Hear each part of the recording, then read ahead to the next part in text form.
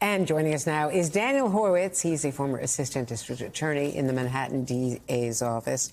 And Daniel, we've been following these charging proffers to the judge, if you will. Judge Merchan has just asked in the last few minutes, you're suggesting, this is to the prosecutor, you're suggesting a contribution includes anything of value, including loan or advance. And I agree. And your concern, he says to Mr. Bovee from the defense, will be addressed elsewhere. A candidate does not have to be sole or only motivation for the payment. And Calandra, the prosecutor, says the preceding sentence in that paragraph, and we don't have those documents in front of us, they're not public yet, discusses third-party payment. What does it mean for third party? This is from an SEC advisory, Securities and Exchange Commission. There has been factual testimony amendment, protected activity. We think it's necessary for the jury to understand that point so we can make arguments about people's mental state. Bovee says this is an accurate statement of the law. Bovee says this is the kind of thing we would have done through Mr. Smith. Lawyers can tell me what Mr. Smith is. Mr. Horowitz, maybe you can. No, it's the FEC. It's Bradley Smith. They wanted him Bradley to testify. Smith, excuse me.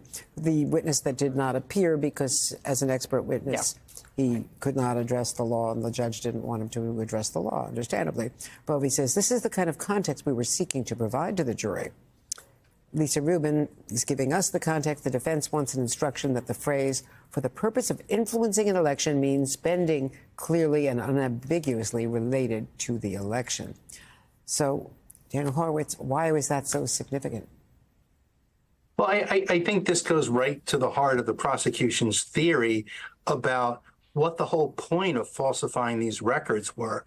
Did what they're struggling with in layperson's terms, which is honestly, I think at the end of the day, these instructions are complicated. It's hard for any layperson, let alone a juror, to sort of understand. But what they're really trying to struggle with is, did this in some way, this conduct, did this in some way help the Trump campaign by making this payment and covering it up in the books and records of the Trump organization? Did this in some way assist the candidate? And what the defense is trying to say, as I understand it, is sort of the literal traditional, concept of a campaign contribution. Right? You give money to a candidate, you are helping them in their campaign. This is a far more nuanced concept, right? This is assistance in kind in some ways, the whole David Pecker covering up with Karen McDougal. But I think at the end of the day, they're trying to figure out, can you sort of look at this conversely? Like, by hiding this, did this assist the Trump campaign in simplest terms? And they are saying that it has to be money, cash, contributed to make it a campaign contribution. And they're also arguing, and probably will in their summation, that it had nothing to do with the campaign, that in part it was to protect his family from further embarrassment, as he had after the Access Hollywood. That's been part of the actually, there's something in the document Andrea. now that I think speaks to what Andrea just said, which is the final line of this portion. Merchan says that combines the two parties' thoughts well, and the quotes are around this. If the payment would have been made even in the absence of a candidacy, the payment should not be treated as a contribution. Does that make sense to you, Daniel? I suppose it does, because, again, it sort of fits with each of theirs, as you just said. It sort of fits with each of the parties' positions, right? The prosecution is essentially arguing, look, this payment was made as a way of helping Donald Trump get elected. And what they're saying is, well, you have to look at this literally. Like, was there actually a campaign contribution? And did this payment get made for reasons that have nothing to do with the election? Now, what's interesting also is that, Merchan, with this instruction, as you just sort of read to the audience, he's sort of marrying this concept that the prosecutors have, which is that you can have a mixed motive for doing this. In other words, the reason that these campaign contributions or these entries were made falsely in the books and records, it can be for more than one purpose. So, for example, it could have been made so that the public didn't become aware that there was this relationship with Stormy Daniels, and that helped the presidential candidate's campaign. On the other hand, it could also be that there was a mixed motive for doing this, right? That he didn't want Melania and the Trump family to know about it, or there were business reasons for it. And this instruction seems to marry those concepts. How do you feel about the case presented by the DA's office against Donald Trump. And how do you feel about how the defense did?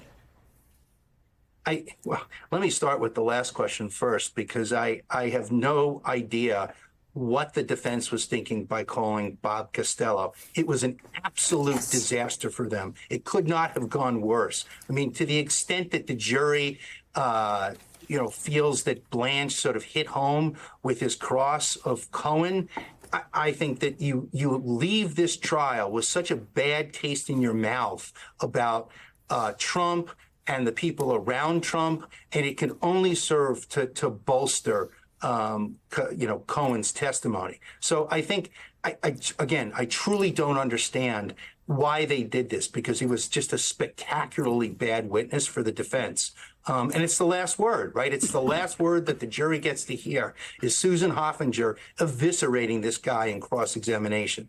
With that said, I think the case went in about as well as it could for the prosecution. I mean, there's no question that Michael Cohen was going to get dinged, and dinged pretty hard. I think that they obviously scored some points with the cross-examination about the call to Schiller. But I also think that Susan Hoffinger and the prosecution team did a spectacularly good job of a picture's worth 1,000 words. And there's Keith Schiller with Donald Trump at exactly the time that Cohen is having this conversation. So I think that they fixed that in a very, very effective way. How do you expect I'm sorry. How do you expect the summation's going to go for the DA? What do you think they're going to argue? What are they going to use? I think, one of the things that gets lost, as we sit for a week and watch Michael Cohen and watch him get beat up, for 2 or 3 days by Todd Blanche, is you have to remember that for the better part of 2 or 3 weeks, this jury has heard repeatedly from Trump insiders, people inside Trump world who work for the Trump organization, the accountant, the accountant, the secretaries. You heard from Hope Hicks. And what did they tell the jury?